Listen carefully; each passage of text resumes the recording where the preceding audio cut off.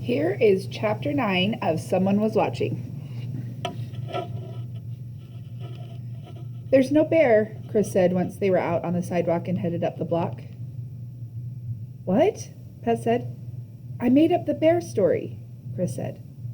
I knew that, Pat said. I never saw Molly with a bear. You knew it? Yeah, I just played along because I thought it would give us an excuse to snoop around over there, in case someone wonders what we're doing. You think we'll really find anything? Chris asked. In the garbage, I mean. Who knows, Pat said, but where else do we have to look? Chris thought for a minute while they crossed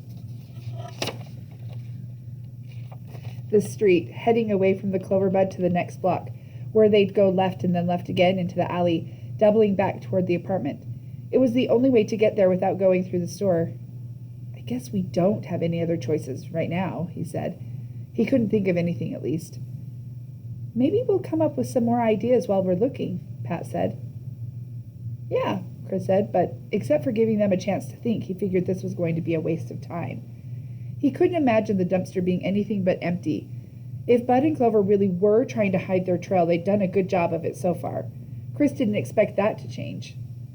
As they hurried down the dusty alley looking for the back of the clover bud, his mind kept working, not letting up. There had to be some other way to find out where Bud and Clover went, some ways he and Pat just hadn't thought of yet, or maybe didn't even know about. They couldn't have run into a roadblock already, not this soon. But what if they had, or were about to? What if there was nothing at the apartment and they couldn't think of anywhere else to turn? Then what? Should he tell his parents? The police? Maybe the police could track them down. But why would they want to? He still had no proof of anything, not even any concrete reasons to be suspicious. But he was more than suspicious. Despite some doubts, he had a feeling, a deep-down feeling that Molly wasn't in that river, that Bud and Clover had taken her, and that their reason for leaving town so quickly and quietly had nothing to do with Clover's mom being sick. Chris just had to figure out how to get back on the track. Any ideas, Pat? He said. Not really, Pat said. Everything's going nowhere. I was just trying to think if there was some way to find out if Clover's mom really is sick. But then we'd have to find out where she lives, if she's even alive, and if we knew that, we'd know where Bud and Clover are, too. Which we don't. Right. So that idea won't work. That's what I mean, Pat said. Everything's going nowhere, or at least back to us needing to find out where they went. Chris glanced to his left and saw a familiar name. The Clover Bud, painted in white letters on one of the mailboxes attached to the building. Next to it was the door that must have been the entrance to the apartment. The back entrance to the store. On one side of the entrance was a small shrub, brown and dry and dead from neglect. On the other side, a battered dumpster squatted, the lid closed. They stopped, glanced at each other, and then headed across the small, weedy yard. Here goes nothing, Chris thought. They reached the dumpster and stood there frozen. Be my guest, Pat said finally, going to the lid.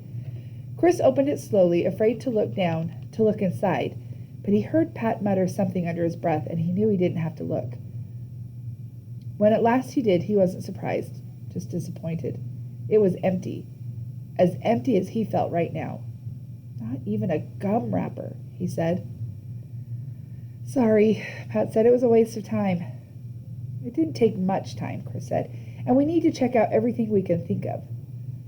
Yeah, Pat said, but I can't think of anything else. What do we do now? I don't know, Chris said. Looks like we've hit a dead end. I think we're going to have to talk to somebody about getting the police in on this. They know how to track people down. You going to tell your dad? I guess I'll have to. Then he could talk to the police. I just don't know if anyone will believe me. Us, Pat said. I'll back you up on this. Chris looked at his watch. We've got over an hour till the next bus gets here. Maybe if we grab something to eat and wander around a while, we'll come up with something. He looked at Pat, waiting for an answer. Okay, Pat? He said, but Pat was looking right past him, right past his ear. Pat? That their mailbox, Chris? Pat said. Chris turned and saw what Pat was staring at. Looks like it to me, he said. I think there's something in it. Chris looked closer. Through slits in the brown metal, he could see white paper. He glanced over his shoulder to see if anyone was watching, but the alley was vacant in both directions. When he turned back, Pat was already lifting the small lid and removing the contents of the box. "What do we have here?" Pat said. Chris shouldered in next to him, eyeing the small stack of mail in Pat's hand. The top piece was a white window envelope addressed to Mr. Bud Butler at 146 Date Street, Greenwater. The envelope was from Larson Dairy Products in Crescent, a larger town about 10 miles away. "Maybe a bill," Chris decided. "Junk," Pat said, and moved it to the bottom of the pile. The next piece was a coupon envelope addressed to Resident. Then another white envelope, this one from an insurance agency in Crescent, addressed to Mr. and Mrs. Leon Butler. "Leon?" Pat said. "His real name," Chris said. "You think his parents named him Bud?" "You never know," Pat said. A postcard advertising a magazine was next. Pat quickly shuffled it to the bottom of the pile. Another white envelope followed, but this one was different. Chris stared at it, trying to figure out what it was doing in Bud and Clover's mailbox. "What's this?" Pat said. But Chris didn't answer. He was listening to his heart accelerating inside his chest. The envelope wasn't addressed to Bud and Clover. It wasn't addressed to anyone in Greenwater or Crescent. It was addressed to a Barnlow Realty in some place called New Moon Bay in Florida. And stamped next to the address were the words, "Attempted, not known." Above that stamp was another one, a hand pointing a finger toward the upper left-hand corner of the envelope, where the return address was neatly written. "Returned to sender" was printed on the hand, and below that the words, "Addressee unknown." The post office had gotten its message across. They couldn't deliver the mail, so they'd returned it to the return address, 146 Date Street, Greenwater. The envelope hadn't been sent to Clover and Bud, it had been sent from them. "The post office sent it back, didn't it?" Pat said. "It's what it looks like," Chris heard his voice quavering. "But I thought they'd stopped their mail delivery." Pat said, "How did these get in the box?" "I don't know," Chris said, not really caring. The important thing was that they were in the box. But Pat shuffled through the mail, and Chris noticed something.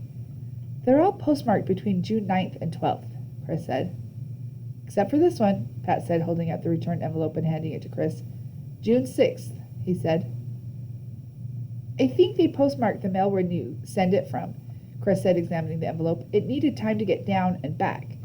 But it looks like they all got delivered before June 14th, the day Mr. Armstrong said they stopped delivering. Probably only a day or two before." "Maybe Bud forgot to check his mail right before he left," Pat said. "That's what I was thinking," Chris said. "Or maybe he left town a little earlier than he planned." They stood, silent, in the shadow of the building. A soft whisper of a breeze pushed past Chris's face. Suddenly the air smelled sweeter. "Florida," Pat said. "That's definitely south." "Do you think there's an ice cream store in New Moon Bay?" Chris said. He couldn't help smiling. "I think we better find out," Pat said, meeting Chris's smile with one of his own. They hurried to the phone booth in front of the gas station, where they pulled all the change from their pockets and set it on the shelf under the phone. "What's it cost to call Florida?" Chris asked. "In the middle of the day?" Pat said. "Probably a lot." "We've got $1.53, Chris said, pushing the last of the coins into a small pile. "Not enough," Pat said. "At least I don't think so. We'll have to go in and get some change." He started to pull out his wallet, but Chris stopped him. "Wait," Chris said. "I just remembered. I got my parents' credit card number for long-distance calls." "They gave you their credit card number?" Pat said in disbelief. "For emergencies," Chris said. "I've never used it before." He pulled a small slip of paper from a corner of his wallet and unfolded it. A number was written on it in his mom's handwriting. All he had to do was punch it in at the end of his area code and phone number, and he was in business. He wondered how she'd feel if she knew what he was about to use it for, how his mom and dad would feel about everything he was up to today. He had an idea that they wouldn't trust him quite as much anymore, but this was something he had to do. "My parents gave me something for emergencies too," Pat said. "Some advice. They said it's always to always carry a quarter with me." He had the phone book open, looking through the area code directory in the front. He found Florida and ran his finger down the list of codes. There's 4 area codes for Florida, he said. Call information for all of them. When Chris finally dialed, he felt as if he were punching enough numbers to call Mars. It worked, though, and he got the right area code for New Moon Bay on his second try. But the operator had no listing for a Bud or Clover or even a Leon Butler. He hung up, looking at Pat, and shook his head. Nothing, he said. What next? I don't know. Maybe they don't live right in New Moon Bay, but I don't know the names of any other towns around there. Maybe we can get a map of Florida? Chris was about to suggest that they head for the town's little library to take a look at a United States atlas when he had another idea. You think they call their store the Clover Bud down there? He asked. Pat smiled. Could be, he said. It would probably make things easier for them. Chris punched in Florida information again. His head was pounding. Do you have a listing for an ice cream store called the Clover Bud in New Moon Bay? He asked the operator. Checking, she said in his ear. After what seemed like a year, she said, I show no listing for the Clover Bud. He asked her to try Clover and Buds, and Bud and Clovers, and Butlers. Still nothing. And he ran out of ideas. He hung up the phone again and looked at his watch. A half hour until the next bus now. Should they just get something to eat, get on the bus, and go home? Maybe they'd come up with some ideas on the way. Or maybe they wouldn't. Maybe he'd just have to try to convince his parents that they needed to get the police involved. But what were the chances of that? He was certain that he and Pat hadn't come up with enough to interest the police. He wasn't even confident that his mom and dad would take the evidence, if you could call it that, seriously. He wiped his sweaty hands on his t-shirt. Something crinkled under the pressure, stiff against his skin. The envelope. He'd stuck it inside his shirt when they'd left Bud and Clover's house. He pulled it out, holding it up to Pat. I think we need to look in here, don't you? It's probably against the law, Pat said, grabbing the envelope and tearing it open. He removed a piece of notepaper. Another piece of paper fluttered to the pavement. Chris picked it up. It was a drawing, a rough sketch of a room. Dear Mr. Barnlow, Pat read aloud, holding the note in front of him, the estimate you forwarded to me from Pelican Construction seems to be a fair one. You should have the signed lease by now, so please see to it that the remodeling gets started as soon as possible. We've already talked about what I need to have done to the space, but I am enclosing a drawing of what I have in mind, in case there's any confusion. Please share it with the construction people, and when you're in Westville, I'd appreciate your checking in on their progress. We'd like to be up and running by the end of the summer.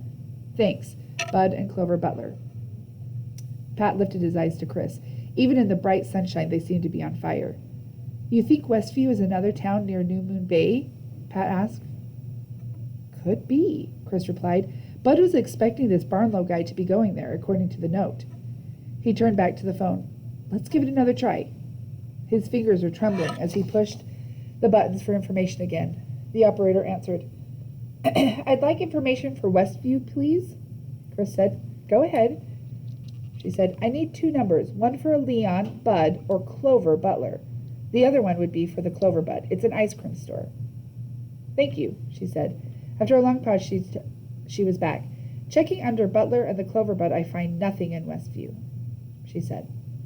Oh, Chris's heart sank. He looked over at Pat, who was holding the envelope and a broken pencil, hopefully, waiting for a number. Chris shook his head at him.